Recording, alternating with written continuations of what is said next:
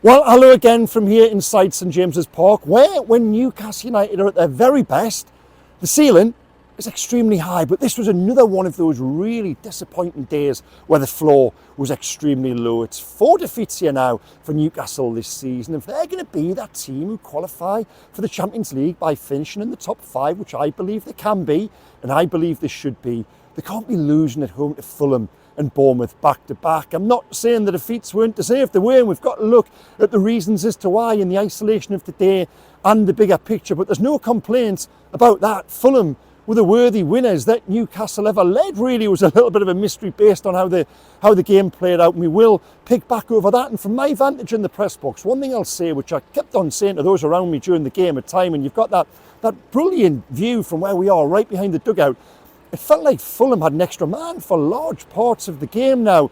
Why was that? Is that because collectively Newcastle were off or individually they were off it? Well, it's probably, to coin that phrase, that cliches, it was a bit of both. Players individually didn't reach the levels they have done of late. Don't forget it was 10 wins from 11 before this, and collectively there weren't those partnerships, those threesomes. They just didn't spark off each other. They made a decent start for 5 minutes, but games aren't played over 5 minutes, they're played over 90, 95, and it was really inevitable and obvious, really, I thought, that Fulham were going to be the winners today, and that's a concern because that was much like the last time out, the last game against Bournemouth. But the point I want to make, that is that's the isolation of how the mechanics of how this game played out, and we will go back through it. But I also thought, and this is a mitigation for the manager, and I know a lot of you guys, judging by some of the noise on social media, aren't necessarily happy with the manager today, and that speaks to the early part of the second half when, again, to come back to that word, it felt inevitable that Fulham were going to score. Now, why didn't Eddie Howe do something to change it during that period? Well,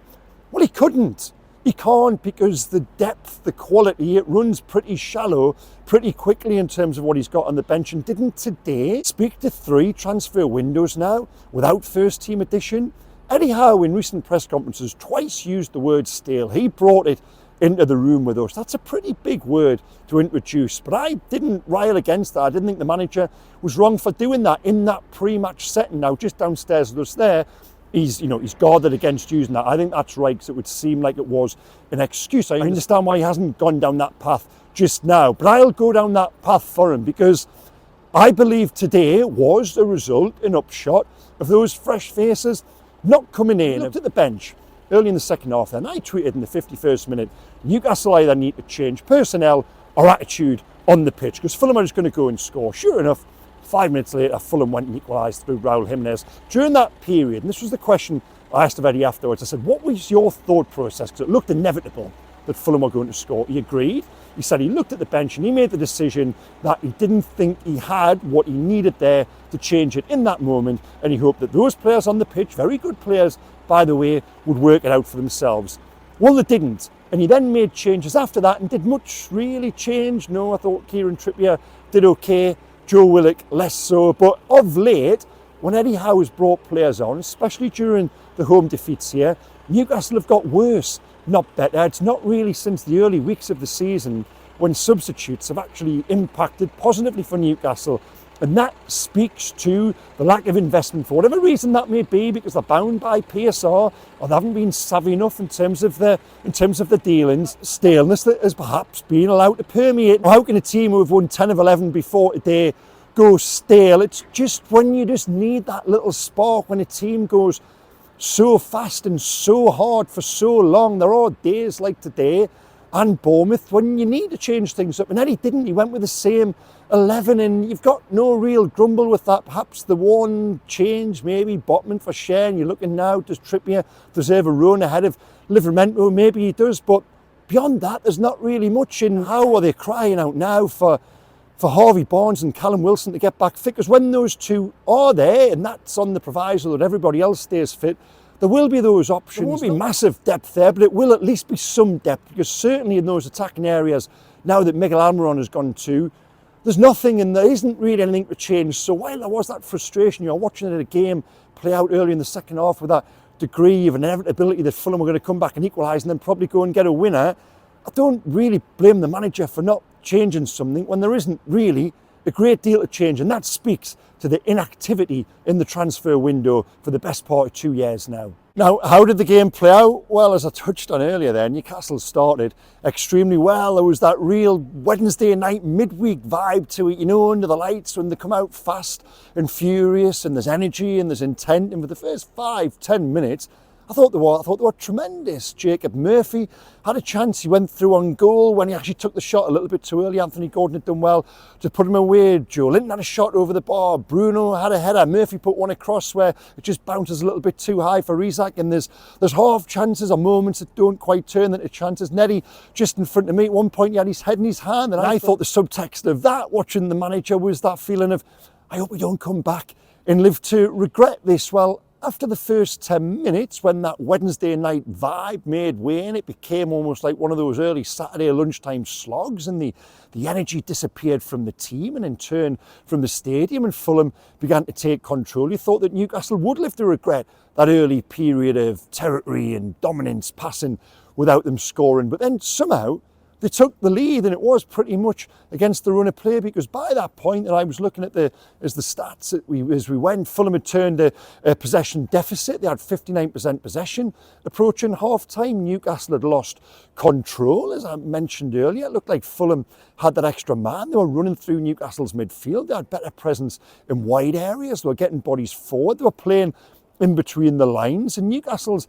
midfield, and I always say this, don't I, that your success or otherwise is normally determined by your midfield, and Tonali going back in there to the 6, and those 3 with Joe Linton and Bruno either side of him. It's no coincidence that Newcastle have won those 10 and 11 matches. Well, it's no coincidence either today that the midfield didn't function at all. It almost felt at times like they were playing with 2 in there and not 3. Joe Linton didn't have a good day. Eddie Howe's revealed afterwards he's got a muscle injury, a thigh injury. More news is awaited on that. But even before he came back out for the second half with that strapping on, in the first half he played almost injured. I don't mean that to be disrespectful, but he just seemed way off it. He gave away more fouls than he did complete passes, and maybe that's one change. I know Joe Willock came on, it didn't really work, but Sean Longstaff, Louis Miley, should that have changed? Have any of those changes been made? Was that perhaps the one? But the midfield was being overran, outplayed. Now, Sandro Tonali didn't have a great game. He was sloppy in terms of his possession, but I think there is a little bit of mitigation. I feel sorry for him to a degree, because I thought he was doing the job of 2 players at times, given that Joe Linton wasn't at it. So at the point when Newcastle did get that goal, Fulham were the better team, and there were already alarm bells going off for Newcastle. Now, how did the goal arrive? It's Jacob Murphy who's the scorer, but it owes much, I think, to Anthony Gordon as well. It's Dan Burns' ball out of defence. It bounces on halfway. Gordon does ever so well to roll his man Castagna, then drives forward. And at a point when Newcastle were dozing and had gone sleepy, it was just that little shot of adrenaline they needed to drag them upfield. Gordon gets into position on the left, works that yard by using his pace to get away from Joachim Andersen, pulls it back. Yes, it takes a deflection, comes into Jacob Murphy's path. He shows all the confidence that his recent form would suggest he should be playing with to tuck it away first time. But it's Gordon's goal as much as anything else. I thought his intent and energy for that at a point in the game when his team were dozing, I thought Newcastle needed that so badly. And you just wondered, would that be the reprieve? Is that what they needed to then snap from that slumber which they'd fallen into and go on and exert the dominance which they should be shown at home to Fulham? Well, no, not really. Half-time came and you made your notes and reflected on it and thought they're lucky to be ahead here, to go back to that, collectively and individually. Those individual performances, Alexander Isak hadn't really been in the game. The midfield wasn't functioning. Anthony Gordon had done okay for the goal, and Murphy likewise, but that apart, had they really been at their best?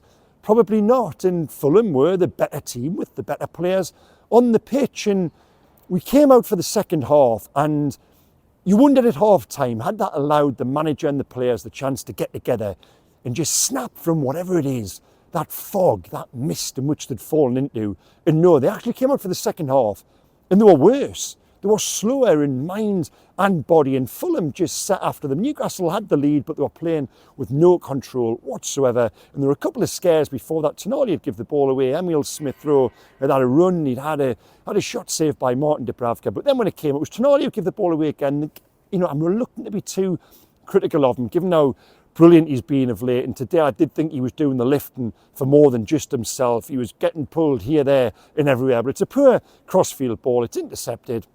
Fulham break, it bounces around. Newcastle don't offer any real resistance to it. Falls to Raul Jimenez, the shot is deflected in off Jacob Murphy. Fully deserved. It's only then that Howe makes those changes. Tino Livramento comes off for Kieran Trippier and Joe Linton makes way for Joe Willock. And Newcastle actually then do have a spell, a 5 or 10 minute period where I didn't really like what I saw from them. I made a note during that period, it was ragged, there was no control, it was going from end to end, and Fulham for that little spell almost got dragged down to Newcastle's level. It should be the other way around here at St James's Park, but it was almost Newcastle's best chance of nicking something from the game. It's going from left to right, from front to back, and they end up having a couple of chances. Alexander Isak pulls one across the face of goal. Joe Willock hasn't been on long, he swipes it, fresh air. It's a really, really good chance. And Eddie said to us afterwards, he thought if Newcastle had got in front at that point, they would have gone on to win the game. I'm not necessarily convinced by that, because what I saw in those moments apart suggested to me that Fulham were always going to be the better team today. But nonetheless, you know, they had those opportunities to go ahead. Willock misses the chance. There's then a decent enough move where it gets to Alexander Isak, and the only effort on goal I think he's had all afternoon, drops his shoulder and puts it onto the top of the bar. But from then on, it was just normal service resumed in terms of Fulham attacking, looking like they had those extra bodies, having more control and cohesion about everything that they did. And 9 minutes from time, the winning goal arrives. It's Jacob Murphy gives the free kick away on the left-hand side. It's a brilliant delivery, to be fair, by Andres Pereira, and the substitute Muniz gets away from Alexander Isak and pokes it in at the near post. Now that still leaves 10 or 15 minutes for Newcastle to muster something by way of a response. Playing at home, a couple of fresh bodies come on, but again, nothing really changes. And on my pad from 82 to 95, there was no moment where Newcastle looked like scoring or even really threatened to score. And come the end, there was those boos and those grumbles. Now I would guard against that really, because they've been so good of late, and there's a massive night here to come on Wednesday against Arsenal. But certainly when you're looking at today's game and how it played out, it was a really poor performance. One where they were sloppy on the ball and lacked energy and urgency off it. And as Eddie said to us, that's not a recipe for a good performance at all. Now the Merit Stars, I will give them, I won't sort of shy away from this, doesn't really feel like a day to be putting 3 Newcastle players on the podium, but I will do, and in ascending order, I'll give one to Dan Burn. I thought at times when Fulham were throwing balls into the box, he resisted okay. Now, ultimately, it wasn't good enough. Fulham scored 2 goals and they've left here with 3 points. But I thought Dan Burn, out of those at the back, especially playing alongside of Fabian Schär for me, who I think is struggling now. Sven Botman didn't play last week down at Southampton. He hasn't even got on here today. I would probably put Botman back in. I just think Fabian Schär, he's been wonderful. He is wonderful, but he's not really playing well. He had a really poor game down in Southampton despite the win. And I thought again here today there were moments where he was a little bit wobbly, and alongside that in defence just to cut into the Merit Stars. Trippier came on for Livramento, and I thought he was better. Now if you're going to play Kieran Trippier and you want Kieran Trippier to be the player that we know he is, I think Eddie's almost got to make a decision and just put him in the team. I don't think Tino Livramento is really in his best moment the last few games either. So those are 2 changes at the back. I think the manager, and perhaps, and if it was me, I would explore. We're getting sidetracked from the Merit Stars. So Dan Burn gets the 1. 2, well, that goes to Jacob Murphy. He's scored the goal. He laid on a half chance for Alexander Isak. He's given his all. He's got up and down. Was the quality really there? I mentioned that one way went through on goal, and if he's got more composure, he takes it on and perhaps scores. But yeah, Murphy, 2 stars, not much more to add to that really. And the 3, well, that goes to Gordon, and it's a weak 3, but he created the goal. And I thought really second half, again, you know, I've got that view, and he's on the left wing there. He did try, he really did. There was times when it felt like he was trying to drag Newcastle upfield on his own. He had one run where he jinked in, he jinked out, he looked for someone to pass to, there was no one there, he ended up laying it off, he got it back. I thought Gordon was okay today. He came in anyhow, but he definitely gave He's a lot. And of all those, from an attacking perspective, I even threw in the whole lot and the subs who came on as well. I thought Anthony Gordon was by far Newcastle's best today, even if it probably was a lukewarm 7 out of 10. There still was a day when Newcastle could have played badly and won. Isak hit the bar. As you mentioned, Tonali, which I forgot to mention, I can't believe I did, that 30-yard shot in the first half, which cracked the crossbar as well. And maybe that's what Newcastle are going to have to do between now and the end of the season. Have the last two here at St James's just shone a light on the lack of depth there is in the squad. And if no one is going to come in, Eddie's reiterated that again downstairs to us, there will be no additions before Monday night's deadline. They've just got to find a way to get by between now and the end of the season with a really good, brilliant core group of players. They have got that, they've got a fantastic 11, and if Barnes and Wilson come back, that will offer some depth. It can still be a really